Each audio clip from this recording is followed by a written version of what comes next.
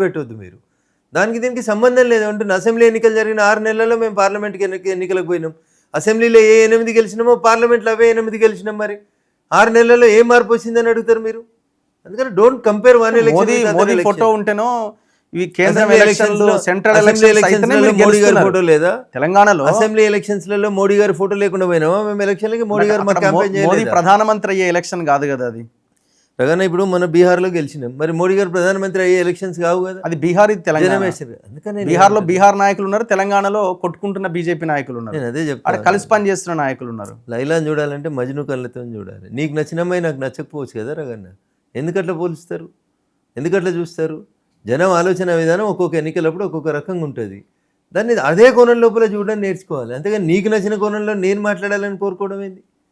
మా పార్టీ, మా సిద్ధాంతం, మా లక్షణం, మేము ఎట్లా చేసుకోవాలో అట్లా పని చేసుకుంటూ పోతాం. గెలుస్తారంటే కార్యకర్తలతోటే గెలుస్తాం. కార్యకర్త కోణంలో మీరు పనిచేస్తలేరని కార్యకర్తల నేను అదే 14 కోట్ల మంది జై శ్రీరామ్ అనమంటే ఒకటేసారి అంటారు, భారత్ మాతాకి జై అనమంటే ఒకటేసారి అంటారు. తర్వాత వచ్చినటువంటి వేరే అంశాల విషయానికి వచ్చినప్పుడు వాళ్ళకుండే అభిప్రాయాన్ని వ్యక్తం చేస్తారు. దాంట్లో తప్పేముంది? దాన్ని వినే ఓపిక మాకు ఉంది కదా, మీకెందుకు లేదు అంటున్నారు.